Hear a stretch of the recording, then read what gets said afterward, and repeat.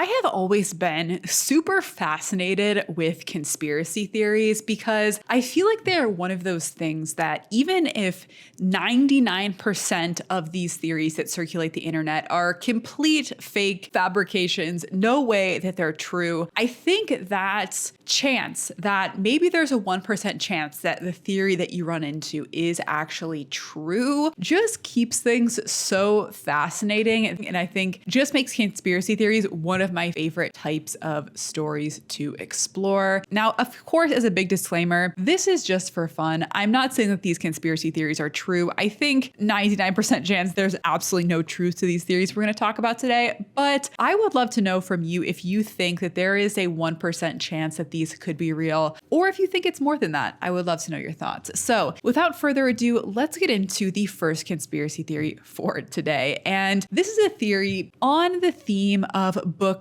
and reading, theory about one of the most prolific authors really of all time, and that is Stephen King. So I found this conspiracy theory on Reddit, and this Redditor, Big Tuna 643, wrote, "I just don't see how it is possible that Stephen King has written all of these massive books and worked on all of these movies, and they almost all turn into a huge success. It seems like every other movie I watch is Stephen King. I found it hard to believe that one guy has this much time on his hands and is that successful with almost every story. I think that Stephen King is a group of writers who go under one alias and have a paid actor to portray Stephen King in interviews and such. I don't know what the purpose of this would be, but y'all can help me make this conspiracy theory with me."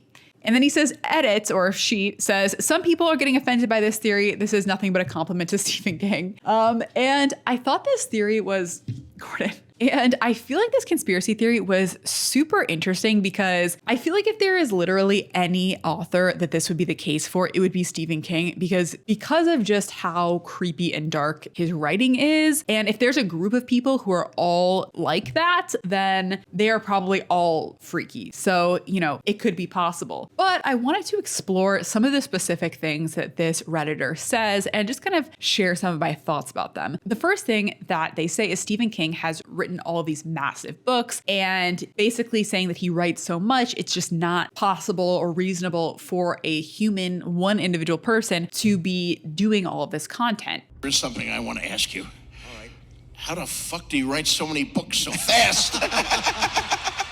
I think this part is the first thing where this theory kind of falls apart a little bit. So there was actually a Business Insider article, and Stephen King has also talked about this in other means as well. But what they say in this article is that King likes to write 10 pages a day. Over a 3-month span, that amounts to about 180,000 words. The first draft of a book, even a long one, should take no more than 3 months, the length of a season, he says. If you spend too long on your piece, King believes the story begins to take on an odd foreign feel. And I'm of the mindset that any of Stephen King's work has an odd foreign feel. But the point is that he really only writes about 10 pages a day. I think that is actually pretty reasonable. Like, I don't think that's something that's completely unrealistic that a person would do, especially if writing is your full-time job and you're pretty efficient at it. So I think that one thing is a little bit debunked. Also, the next thing that this person writes is that all of his work is basically a huge success. And this actually I find less suspicious because I think for most movie producers and literary agents and publishers, they are more likely to bet on a sure thing. They are more likely to take someone who has already been successful and just help them be more successful because it's less risky for them, So I think that part is actually not that suspicious. But something that I actually didn't know that was brought up a lot in the comments that actually kind of adds another wrinkle to this story is Stephen King was on drugs, and he is pretty open about the fact that he used drugs, in particular cocaine, for a lot of his really prominent and most important years of his writing career. This commenter says cocaine and like 10 other types of drugs, LOL, I think does help also explain how he was able to write so much and get so deep into his stories and write these like really long books in a relatively relatively short time span. So what he says actually in a Rolling Stone interview is they ask him, that was cocaine? And he says, yeah, coke. I was a heavy user from 1978 until 1986, something like that. And I looked up this time frame to give a little bit more context to this time period. And his first books were published in 1974. So 1978, when he supposedly started using cocaine, this is when he published The Stand, which is, a very popular work of his. And then in 1986, which was at the tail end of this period, this is when he published It. And there were, several other successful books in between this period. So it does seem like maybe he was just amped up on cocaine, and that's how he was able to write so aggressively in this time period, and also helped him maybe get more, I don't know, maybe was part of the reason that some of his style developed was an influence from substances that he was on. But there's some further conspiracy around this, because if you think about it, if someone's on drugs and maybe they're not fully present of mind, maybe they don't have as good of a memory of what's going on, that is actually a pretty good excuse, and would be a pretty good excuse for the actor Stephen King to say, because if you say, hey, I was on drugs, can't remember writing this book, I can't answer this very specific question, who's going to argue with that? If you don't remember, you don't remember. And being on drugs is kind of a good excuse, you know what I mean? So this is where things I think start to get really kind of interesting. So in this Rolling Stones article, they continue to ask him, you had 3 young kids at that time. It must have been very stressful to keep this huge secret while balancing all of your responsibilities. And he says, I don't remember. And this I feel like is pretty suspicious, because this was a pretty long time period. Like, he was saying he was on these drugs from 1978 until 1986. That's 8 years. It would take a lot to remember, like completely forget if you were stressed out during that time period. I think it would be pretty easy for most people to say, yeah, I was just starting my writing career. I had 3 young kids, like things were stressful. But he just says, I don't remember. Like, that seems suspicious. Like, that's something an actor, Stephen King, would say. And it would just be easy to just keep your story straight if you just say you don't remember anything. And then to follow up, they say, really? And he says, no, that whole time is pretty hazy to me. I didn't use it around people, and I wasn't a social drinker. And so this is like, okay, so I feel like it is the perfect excuse to say I was on drugs and no one can witness or back up what I'm saying because I never did it around other people. I mean, come on. I feel like if there's literally any reason to believe that this theory could be true, it would be this whole storyline with the drugs. And it conveniently allows him to forget writing a lot, like many of his most famous books, like It, he supposedly doesn't even remember writing, which kind of gets him off the hook for answering any specific questions about the writing. Because if Stephen King was an actor, like he maybe didn't even read the book. Like, he doesn't know what's in it. And so of course he just says, I don't even remember writing it, and I can't answer any questions. However, I feel like the thing that kind of makes even this drug theory fall apart is if this were actually the case where he was using these drugs as kind of a cover for him to not remember writing his books, then I think he would not go with the story that he stopped using drugs in 1968. He would just say that he was still on it to this day. So all in all, I don't think this theory is true, but I think it's really interesting to think about. She was really, really angry. And what she said was, they don't understand what we do they? And I said, how can they understand when we don't understand? All too true. So the next theory, this is a theory that I'm going to be honest, I actually think there could be a little bit of truth to. I don't think that the theory is fully as crazy as what people are implying online, but I think it's actually possible that there could be some kernel of truth to what this person is saying. So this Redditor says, this was posted in another sub, and the post title got me thinking. What this Redditor is posting is a picture of 2 orders. quarters. And one of the quarters is a 2021 quarter, and then the other quarter is a 2022 quarter. And at first glance, they look relatively similar. They both are quarters with George Washington's face on it, which is the standard emblem of what's on a US quarter coin. But what the caption of this picture is turning back to God, it's starting to show. And the reason that they're saying this is in the old quarter, which is the 2021 quarter, George Washington is facing "In God We Trust" on the quarter. And on the new quarter in 2022, "In God We Trust" is still on the quarter, but George Washington is actually facing to the right. So he's facing away from this phrase. And I've followed up on a few other conspiracy posts about this, and there seems to be a lot of conspiracy theories related to this quarter. But for today, I'll just talk about this one, which is specifically George Washington facing in the opposite direction. And I'm going to be honest, when I first saw this, I actually thought that I didn't necessarily think that this was a symbol of like turning away from God, but I thought that there had to be some significance to this because US physical money are some of the most iconic symbols of American culture, of American prosperity, and especially coins. Like once the US mints a coin, it is going to be around physically, potentially for hundreds or thousands of years. It is like a permanent symbol that I feel like they take it very seriously, what is put on these coins. So the fact that there are these differences in 2022 is honestly kind of weird. I don't even think necessarily that "In God We Trust" should be on the quarter because separation of church and state, am I right? That's a side note. The fact that it is still on here, but it is facing a different way and George Washington is facing away from "In God We Trust," like that actually got me pretty skeptical. I was like, what is going on here? What I found out is there's actually a very long history to what's going on with the quarters. And the old quarter design where George Washington is facing left towards "In God We Trust" has actually been around for 90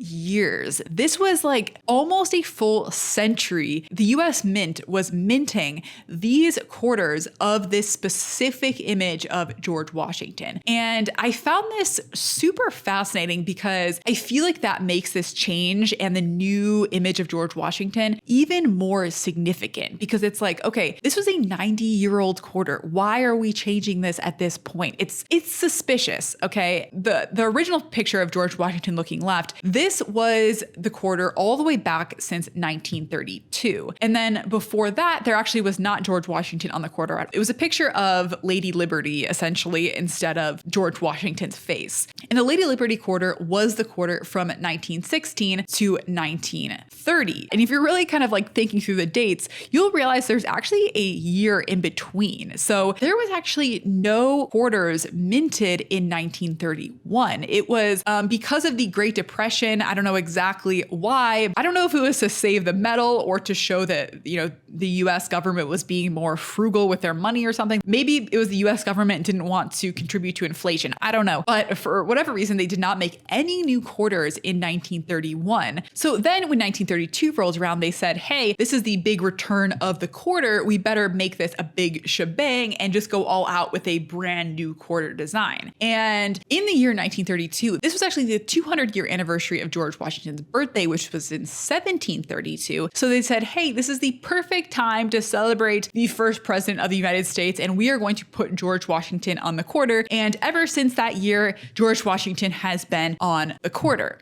So what's going on here? Why is there a new quarter? So there was actually a government law that explains exactly what's happening. And it was called the Circulating Collectible Coin Redesign Act of 2020. And then it went into effect in 2022, which is why we're just now seeing these new quarters that were thought up, I guess, like in this law. And so basically what this law is saying is that starting in 2022, instead of having one quarter design for perpetuity, there's going to be these 4-year cycles of quarter designs. And in 2022, we start this first 4-year cycle, which is of celebrating historic women in American history. So basically what these new quarter designs are going to be is for 4 years from 2022 to 2026, on one side of new US quarters are going to be images of prominent, famous, important American women in history. And then the other side is going to be George Washington, as it has been for the last 90 years. So you may be asking yourself, what does this new design of women on the quarters have to do with this new picture of George Washington? George Washington is not a woman. What does this have to do with anything? This is where the story gets even more interesting. And this new image of George Washington is actually not at all a new image whatsoever. It is actually a 90-year-old image of George Washington. And it was actually basically like the runner-up design for the quarter that we just talked about just started in 1932. So this was actually designed for the quarter that was in consideration for the new quarter design of the big shebang in 1932, but unfortunately it did not make the cut. So this quarter design was actually created by a woman, a prominent American sculptor by the name of Laura Garden Frazier, who is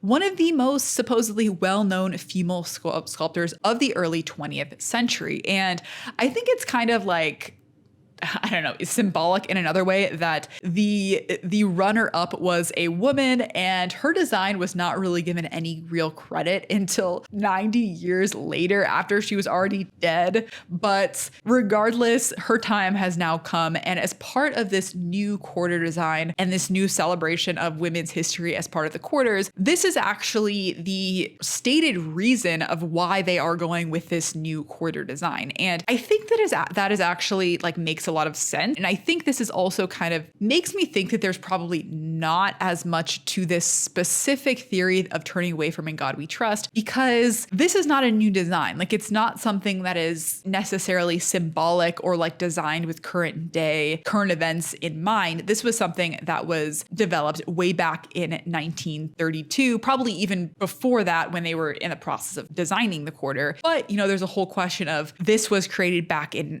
1930s during the Great Depression. Maybe there was some symbolism to facing away from In God We Trust at that time. Maybe it was the sentiment of the American culture, or at least of this designer at that time. Found out that Laura Garden Frazier, she actually did not just make this quarter design. She actually designed several other coins that were in circulation. I thought, okay, maybe there's something to this woman. Maybe she is trying to send a message with her coin designs. But what I found out is that most of her quarters do not actually have the figure facing away from In God We Trust. It's kind of like a mixed bag. Some of them actually have In God We Trust over the top. Some of them have it on either side. Some of them don't even have a person at all. Like on one, it's some trees, and then it has In God We Trust over it. So it doesn't seem like this was her necessarily like MO, that she always was just trying to send this message that we were turning away from God and that kind of thing. It seems like, to be honest, it's really just like a placement thing. Like as you notice, like with these two quarters, the one where George Washington is facing away from In God We Trust, I think it's just because there's less of like a gap around his neck to kind of fit in the words. And I think it was probably just a better placement is my theory. But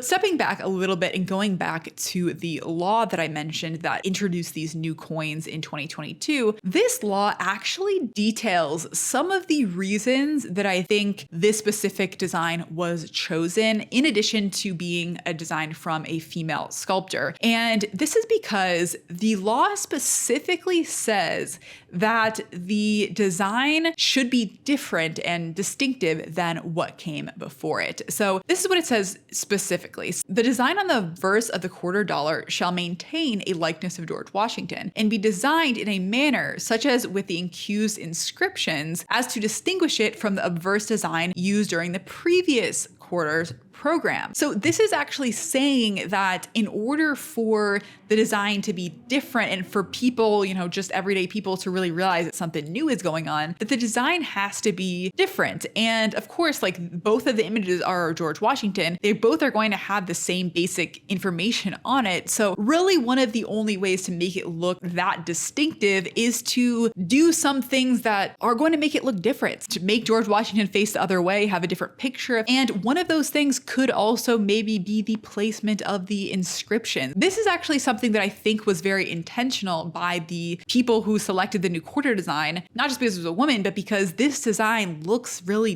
different than the old design. And to be honest, I think the old design is better. I think the new design, I don't know, I feel like it makes George Washington look like really chunky, like he has a really weirdly thick neck. But I think when we are really going to know the truth of what is going on here is actually not going to be until 2027, because what this law describes is for the 4 years, we're going to have women coins. And then after that, there's actually going to be a new 4-year cycle, which is going to be celebrating sports. And they say the exact same wording for the new design cycle that's going to be starting in 2027 with the sports. They say the same thing, that there should be a different design that looks distinctive from the last cycle. So I think time will tell if the new design that comes out in 2027 is also facing away from In God We Trust, will there even be an In God We Trust? I don't know. It's still going to have George Washington, but something is going to be different about it. We know that. So all in all, my thoughts on this is I think the American money system and the specific design that shows up on the coins is extremely symbolic. And I would not be surprised if there is actually more to this quarter design that has not been published, that is not exactly what they're saying. I think that is definitely possible. But I think the most likely scenario, to be honest, is the new quarter designers, they were trying to come up with a new quarter design that would be not only symbolic and have George Washington, but would be historic and also represent American women. And I think using a historic woman who was very prominent in the sculpting scene back in the early 20th century, that it makes sense to use her design. And I can't imagine there's that many other women designers who have designed quarters of George Washington that they had to pick from. So I think if they weren't going to use this woman's design, they probably would have to go with a brand new design, which I think could have been also perfectly fine. But I think they were really trying to play up the historic nature of the women featured on these quarters. And I think that's the real story of what was going on here. So yeah, let me know down in the comments if you think there's more to either of these stories that we discussed today. And let me know what you think of this new video style. If you like conspiracy theories, I would love to know. And until next time, bye.